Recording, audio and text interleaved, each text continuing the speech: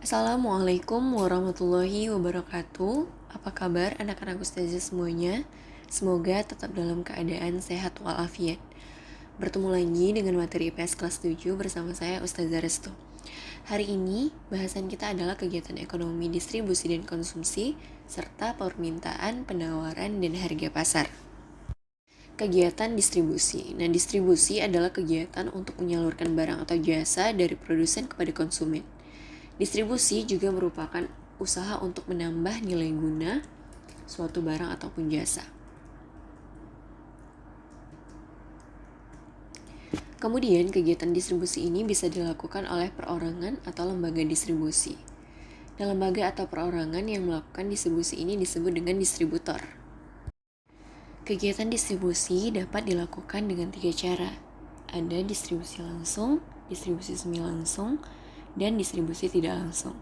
Distribusi langsung adalah distribusi barang atau jasa tanpa melalui perantara, sehingga penyaluran langsung dari produsen kepada konsumen.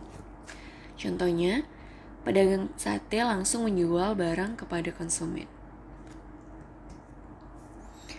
Lalu distribusi semi langsung, yaitu sistem distribusi dari produsen kepada konsumen melalui pedagang perantara yang merupakan bagian dari produsen. Contohnya, pabrik tekstil menyalurkan kainnya melalui penyalur khusus. Yang ketiga itu distribusi tidak langsung. Adalah kegiatan distribusi dari produsen kepada konsumen melalui agen, grosir, pedagang kecil yang bertindak sebagai pedagang perantara. Adapun tujuan dari distribusi yaitu mempermudah penyaluran barang hasil produksi kepada konsumen, menyebarluaskan produk sehingga dapat meningkatkan produktivitas, mempercepat dan mempermudah sampainya barang hasil produksi kepada konsumen, dan memperoleh keuntungan dari jasa distributor. Berikut adalah pelaku-pelaku distribusi. Yang pertama, pedagang, merupakan orang atau badan yang membeli barang dari produsen kemudian dijual kembali kepada konsumen. Yang kedua, agen, merupakan sebuah badan usaha yang melayani penjualan dan pembelian atas barang atau jasa dari suatu produsen. Nah, agen ini tidak mengambil keuntungan secara langsung pada barang yang dijual, tetapi biasanya berupa komisi. Yang ketiga, makelar, merupakan seseorang atau badan yang menjadi perantara dalam proses jual beli dengan menggunakan nama orang lain.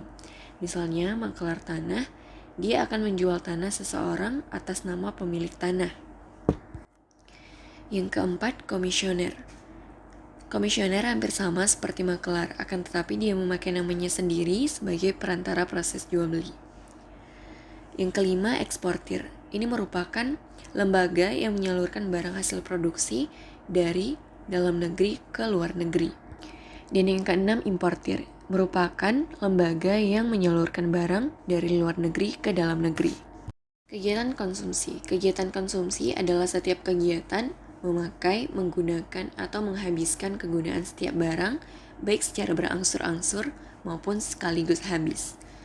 Barang yang digunakan secara berangsur-angsur ini contohnya buku pelajaran, tas, baju seragam, sepeda, dan mobil. Barang lainnya yang digunakan langsung habis yaitu makanan dan minuman.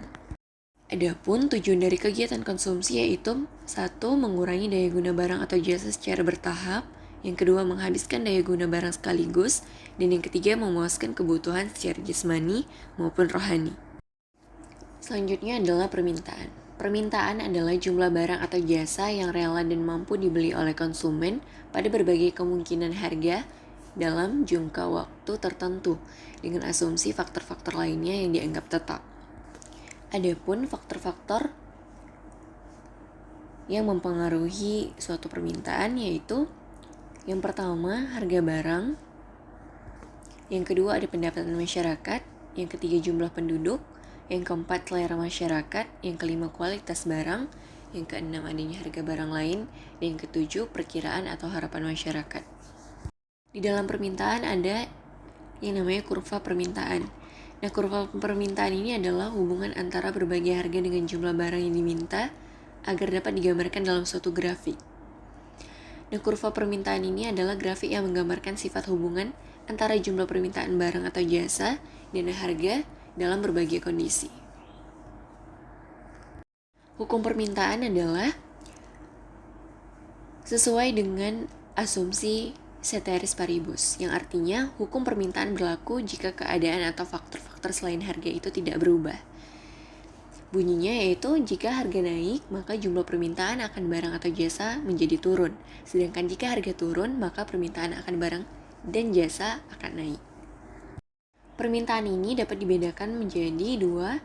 Yang pertama ada permintaan menurut daya beli konsumen. Nah, permintaan menurut daya beli konsumen ini juga terbagi lagi menjadi dua. Ada permintaan efektif, yaitu permintaan yang didukung dengan kemampuan daya beli. Artinya, permintaan ini berasal dari konsumen yang betul-betul memiliki kemampuan untuk membeli barang dan melakukan transaksi. Yang kedua, permintaan potensial, yaitu permintaan yang didukung dengan kemampuan daya beli, tetapi belum melakukan transaksi. Artinya, permintaan ini masih berupa keinginan untuk membeli dan belum melaksanakan transaksi. Kemudian permintaan yang kedua itu ada permintaan menurut jumlah konsumen. Terbagi juga menjadi dua, ada permintaan individual, yaitu permintaan dari masing-masing orang terhadap suatu barang. Dan permintaan ini tergantung dari kemampuan masing-masing seseorang. Dan yang kedua, permintaan pasar, yaitu permintaan yang dilakukan oleh masyarakat pada umumnya. Dan permintaan ini dapat dihitung dengan menjumlahkan permintaan masing-masing orang ataupun individu. Kemudian lagi ada penawaran. Penawaran adalah kuantitas barang dan jasa yang dapat ditawarkan oleh produsen kepada konsumen pada setiap tingkat harga selama periode waktu dan keadaan tertentu. Adapun faktor-faktornya yaitu 1. Harga barang lain, 2. Biaya produksi, 3. Kemajuan teknologi, 4. Harga sumber daya, 5. Peningkatan jumlah produsen, dan yang keenam, ekspektasi atau harapan produsen. Lalu kurva penawaran. Kurva penawaran adalah grafik yang menggambarkan sifat hubungan antar harga suatu barang dengan jumlah barang yang ditawarkan pada waktu tertentu dan tempat tertentu. Adapun hukum penawarannya yaitu semakin tinggi harga, maka semakin banyak jumlah barang yang ditawarkan. Dan sebaliknya, semakin rendah harga, maka semakin sedikit barang yang akan ditawarkan. Yang terakhir ada harga pasar. Harga merupakan nilai tukar suatu barang dengan uang yang sah, baik secara real maupun elektronik. Adapun harga pasar atau harga keseimbangan, terdapat keseimbangan antara jumlah barang yang ditawarkan dan jumlah barang yang diminta seimbang. Adapun peranan harga pasar dalam perekonomian ini menunjukkan perubahan kebutuhan masyarakat, menggerakkan pengusaha untuk bereaksi terhadap perubahan permintaan, mempengaruhi jenis dan jumlah faktor produksi yang harus disediakan, dan membantu menentukan penawaran. Nah, proses terbentuknya harga pasar ini, apabila harga terlalu tinggi, maka jumlah yang diminta akan rendah, sedangkan jumlah yang ditawarkan akan tinggi. Akibatnya muncul dorongan untuk menurunkan harga. Lalu apabila harga terlalu rendah, jumlah yang diminta akan tinggi, sedangkan jumlah barang yang ditawarkan akan rendah.